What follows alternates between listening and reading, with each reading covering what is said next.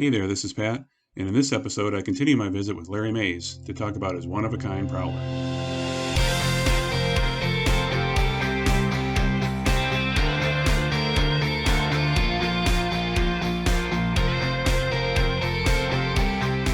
Hey, so I was going to ask you one other thing too. So obviously the cut in the deck lid here, was that something, I mean, who did that one for you? Tom Mills. Tom Mills did this one? Okay, I know he's done it before. I was curious if that was his or not. Can you show how that works just so I can get it on the, if it's not hard to pop this open? Now, my light kit. Yeah, that's his too, right? I met Tom at a car show in Kokomo, Indiana. Yeah. And I still have my bumpers on here. Was still all yellow. So that would have been in August of 99. 98. August of 98. Tom had a yellow one to start with. Okay. So he had his yellow one there. Dave Ridge was there with us. He had his yellow one there. Well, Tom had these on his car. Okay. And it's like, I went over and I got talking to him, and it's like, I want a set of those. He goes, well, I haven't decided if I want to make them or not. Okay, so this was even before he came up with the official, yeah. He only had the ones on his car. Okay, so there was a prototype, so to speak. Exactly. Yeah. He'd never made another set, but he made the molds so he could recreate them. Okay. So Yeah, every time I've seen these on anybody's car, just the way he's got the oval on here, it's really a signature on his. That's his design. I bugged the crap out of him, and Dave said, I want a set too. And then we knew a guy down in Lebanon, Tennessee. He had a yellow one also, and we were at that time we were online with him all the time with Mike, and he goes, you know, if you two want a set, I want a set. So I called Tom. Tom, we need 3 sets. Yeah. Are you gonna make them? And how much are they? Yeah. I don't know if I want to do it or not. So these are fiberglass. Okay. After his orders got so big and massive, these are a lot more labor intensive than the ABS plastic that he ended up going with. Okay. But So yours is actually the original fiberglass. yeah. So yeah, okay. But mine on the bracket has 003 Oh, so he has them numbered, so you can tell whose is okay. in the Wow. beginning. In the beginning. But on his, was number 1.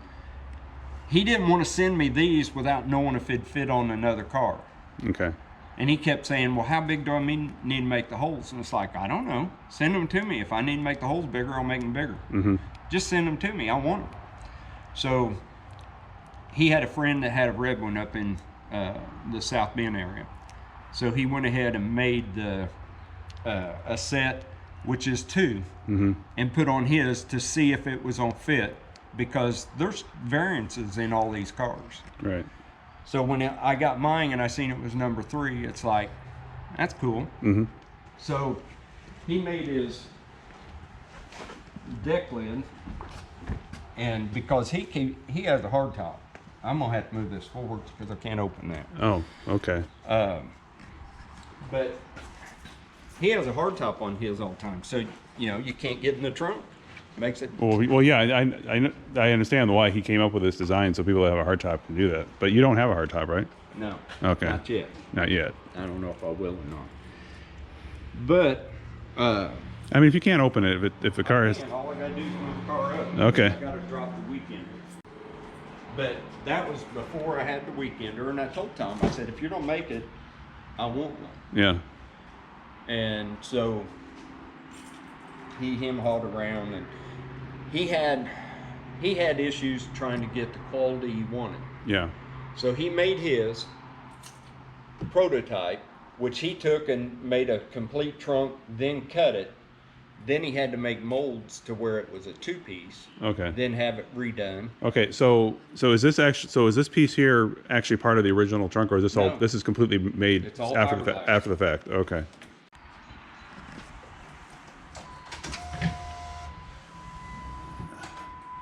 I've had multiple people send me emails because they saw one of these weekenders in one of my videos, and they want to know how to get one. I said, you can't get one unless you find somebody that's selling one, and they're all disappointed. They wish they could. This was They could do it. Gino's, and Gino passed away a few years ago. And when they first come out, it's like, I don't know if I really want one or not. Mm-hmm. And then after the issues with Bob and the company going out of business, and then it's like, I want one. Well, I'm thinking, Now, when you say Bob, is Bob he was the one that came up with the original design? Bob Gertz. Bob Gertz. Or Getz. Okay, Bob Getz. Okay. Real rod. Okay, that was. This is a real rod. Okay. So then Brian, I think he went by Pantera. Okay. On POA. He made one. His is a little bigger, which is a little nicer. But he wouldn't put the hitch in it to pull the trailer. He wouldn't make access. Okay. So I wouldn't buy it from him. So then it's like, I really want a weekend. Mm-hmm. And I could have bought a blue one from Bill Healy. Because he had a Mulholland, and so when he sold his car, he kept the thing, and he offered to me really at a great price. And it's like, Bill, you can get more money out of it than what I'll give you for it, and I got to get painted yellow. Then when Gino was online and said that he was gonna sell his car, sell the Weekender, or I sent him a message. I said, "You sell the Weekender by itself?" He said, "Yeah." We come up with a price. I had a friend that he was from Wisconsin, was going up for a wedding. Gino met him at the off the interstate. They put it in the car. They brought it back to me. So I was gonna get it painted to match the car, but I decided I'd leave it this way as kind of a tribute to Gino. Okay. And because this is exactly. So how what it happened was. to Gino? I mean, was it just did he have? Passed away. I know he passed away, but was I it? think he had cancer. He had cancer. Yeah. And how long ago was that? I bought this, I think, in 15. Okay. And then he passed away So sometime after that, probably he in 16. now did he have any kind of patent or anything on this thing to be able to get other Bob? people to make it? If someone wanted to pull a mold off of it and make it, I wouldn't see why it couldn't be done. Okay, but basically it died with him, right? Because nobody's tried to do this since then. Brian made one that's bigger, but he wouldn't put the hitch on it. I'm surprised that the Prowler store thief hasn't stolen it. I've been wondering that too. That's why I was wondering why I have not seen, heard that they'd not been able to pull that off. That they figured out how to get. Why they did it with the wheel caps. I don't know why they couldn't They do do it it with everything. Right. They did it with Tom's I know. light kit. Yep. He stole that. He stole the waterfall. He steals everything that When you say he, you know the guy at the Prowler store that like runs it. I've met him. You've met him, huh? I seen Okay. his car at Garlett's show Yeah. a few years ago. Anyway, back to this. Yeah. Okay. Yeah. We kind of digressed. So yep. See how this works. Okay, to get it to open, I got to remember here. I got to So you don't have the usual. The where it normally would be here is not there. We're not there yet. Oh. Got to get this open. Oh. So you first open that. Now, he's got a remote, but I got to change the batteries in Okay. my So remote. you're using the manual release down there. Yep. To get that open. And Okay. Tom was smart enough to put that in. So. Yeah. Okay. Now this is. I mean, this is. I'm just taking a quick look at this. This is actually.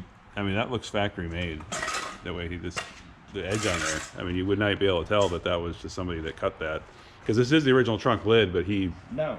Well, So- original trunk lid design. So this is even completely new as well. This is all fiberglass. Okay, so I thought this might still be part of the original trunk. I knew you said this part was It's all new, fiberglass. but all that's also been replaced. Yeah. Wow. Okay. My original trunk lid hanging up somewhere. Where's So it's- that? so it's in the other room. It's in the other room. Okay. Yeah. So it's a multi-step process here, apparently. To You got to release this, and Okay. Tom put these in here for safety. okay. So there's no way it's gonna fly open. Okay. So it still So it still uses the original trunk release button.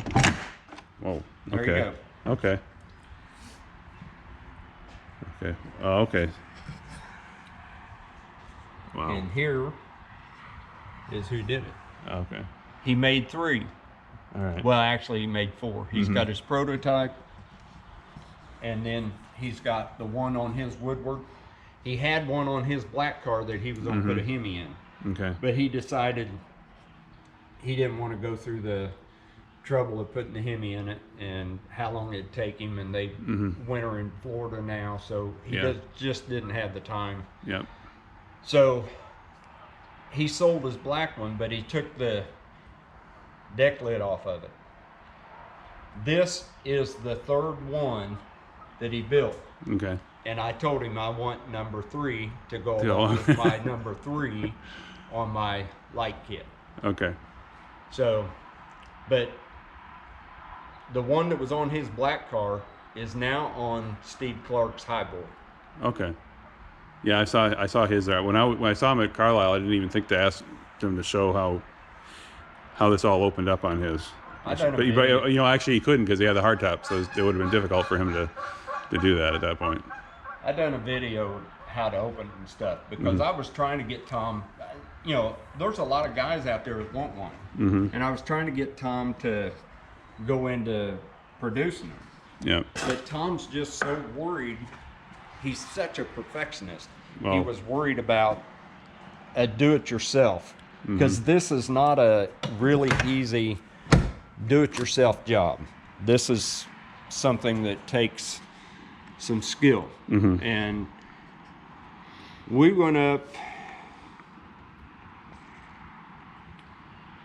And we went to Shipshewana. Did you go there? No. The first event I went to was CJ and Bob's in 2017. And we went to Shipshewana's when he had put this on. I took my car up there and I left it at his shop, left my trailer up at his shop, and he wanted to fit it and get it all done. Well, actually I left it at his house and then he took it over and done work on it. But anyway, he was really worried, and someone like Steve Clark, Steve could do it, you know. Yeah. But for someone that's not a really mechanically inclined, right here, that would be me. But when we went to Shipshewana, he asked me, he goes, "Would you mind instead of," because that was the plan, was I was gonna pick it up and take it home then. He goes, "Would you mind just leaving it here?" And he goes, "I want to tweak on it some more." He was not happy with it. I'm looking at it and it's like, I'm totally satisfied. Yeah. Tom wasn't. Yeah. So I left it, and when he got done, I drove back up there and I picked the car up. I don't know if it's okay to quote how much that originally cost. I mean, he probably charges something different now if somebody wanted to have it done. I mean, does he still do them? I mean, will he still? Oh, he stopped doing them? Okay. He was having trouble with his glass guy, getting the glass made. And if you look at this, unless you actually feel it and knock on it, it looks just like the factory. Well, I know, that's why I said I assumed this was I've always assumed this was the original trunk lid, and he literally cut it in 2 pieces. No. I had no idea this was actually all custom made. Every bit of it. Wow.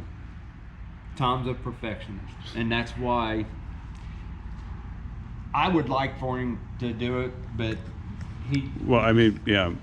He doesn't have the time to do it. Yeah. But I can't tell you how much it is.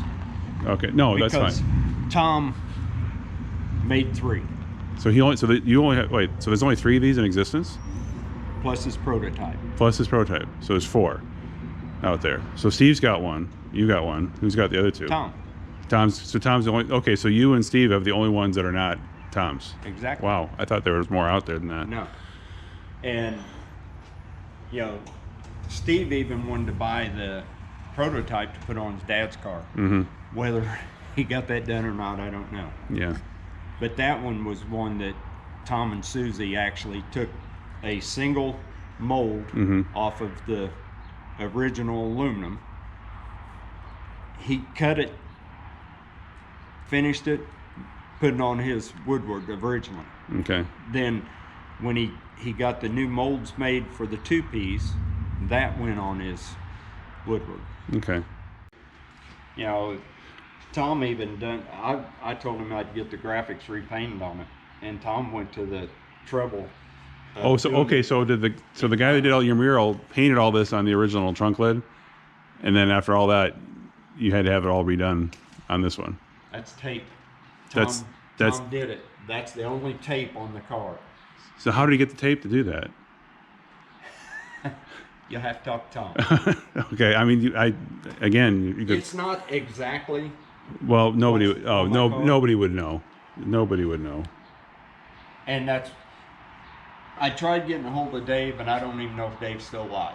Okay. And so at some point, I figured if I get the car repainted, then I'll get it painted. But until then, No, I mean, why? I mean, why? It's just perfect the way it looks. I no, can't it's see. not perfect. Well, it is to anybody else looking at it. I know you. I get it when it's your own. You know every spot that's wrong, but Well, it's just like, there's so much to look at here. The imperfections in the paint people don't see no. because there's too much to look at. Yep. Did you ever do anything mechanically in the car? I mean, was there any other mods or upgrades or anything like that? So still got the original, no supercharger, no something like that. As far as drivetrain, I think it runs good enough the way it is. The people with superchargers, they throw belts. They're not dependable. CJ's Yeah. California kid. Hey, they're not quite twins. Oh, okay. But CJ's car, Bob's tried putting the air conditioner belt on it, keeps throwing them. Yeah. So, Well, yeah. That's the thing is, Marty Usher. I'm going to be seeing him on this trip, and he's already had to. he threw a belt. He threw a because belt on. wiring. Yeah. So he's done. I don't remember exactly what he's had. He had to take something out. I'm not sure what part. Took gears out of it. I think. That's what it was. It was the transmission gears, right? That's what he did. Okay. But and I didn't change the gears in it. I drove Dave Mills' car, or not Dave Mills, Dave Rich. And he had the gears in his. And I've got the Borla tips for this. Dave wanted the Borla muffler, but he didn't want the tips. Okay. So he bought the kit. I bought the tailpipes from him because I wanted the tailpipes. And he put the muffler on his car, the factory Borla. So I've got a set of tips, and they're around here. Oh, I think they're upstairs over there. I've never put them on the car. They got a laser etch cat on the side of the tip, and it's not got the bologna slice that cuts your hands every time you wash the bumper and you clean them. But I've never put them on, even though I've had them for 20 years. But when I drove Dave's with the gears in it, he drove mine, I drove Dave's. He had the Borla muffler and brought the exhaust out before the rear wheels. I really didn't notice a big enough difference to really want to do it. And if I want to drive a fast car, You've got one in there. Yeah. I get my other car. Yeah. My Dart, this probably runs pretty close with the Dart for most of it. But if I want a loud fast car, I got a loud fast car. So this is, Yeah.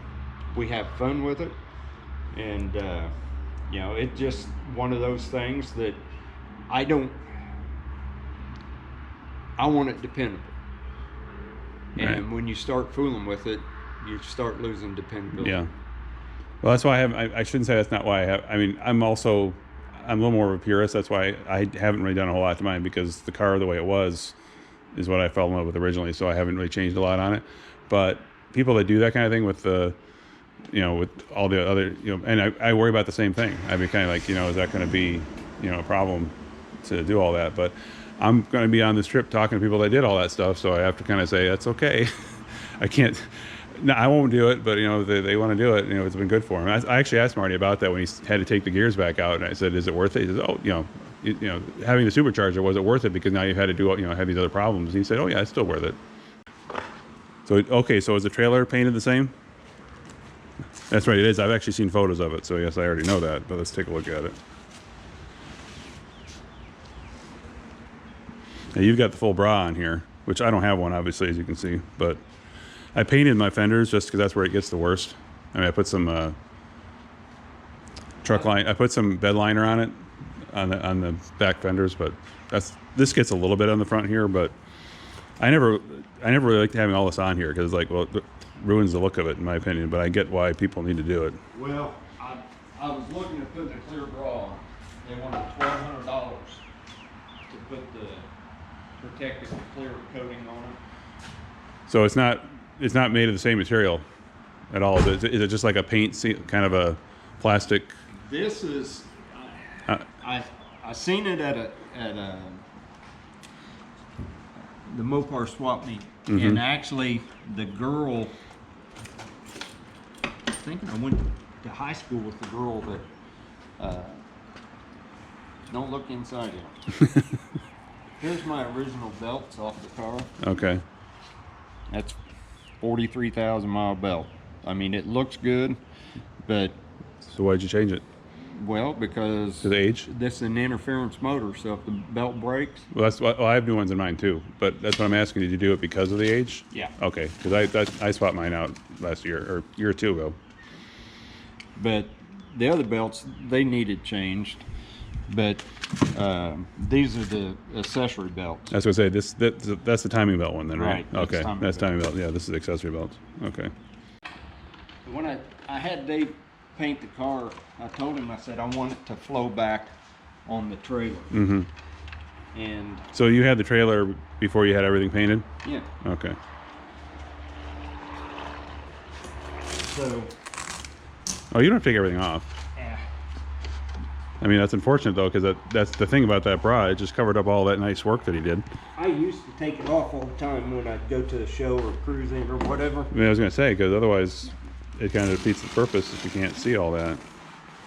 So you can see, and I hit something going to Pigeon Forge last time. I wasn't, but about 11, 12 So you miles had from the house. okay. So yeah, obviously you didn't have the cover over it. Yeah, I did. Oh, you did? Yeah. So that went right through that. Well, that kind of makes it wonder why you bother with this if it's gonna still. Because I hit something big. Okay. That's unusual. Okay. So I hit something big and it put a chip in it, and I've been planning on getting it fixed. But used to when we go Yeah, to you can car see. Yeah, you can see the fiberglass yeah. fibers coming right out of there. But we'd go to car shows and I'd take it off. But we went to shortly after we and everyone wants to know about the gas shocks. Mm-hmm. These are the gas shocks that I got from LS. I have the same ones. I bought these same ones. And let me tell you, Yeah, mine does the same thing. It's nice.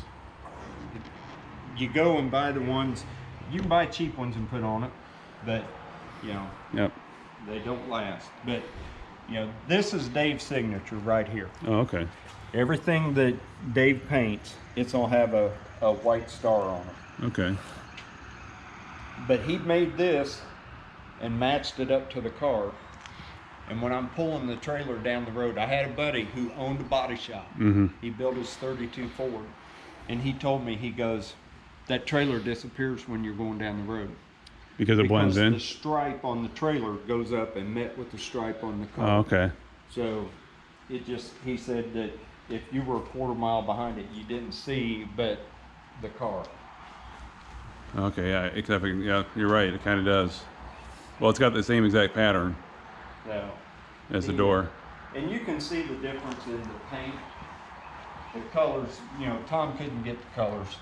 He done a great job, Okay. Yeah. There's a bit of a pattern in here that's not on the. just like it is in the paint on the car. Okay. But that's what I said. I kept finding stuff hidden in the paint, and then you can see streaks in this where it highlighted, and again his little white star, and that's what he said was his signature.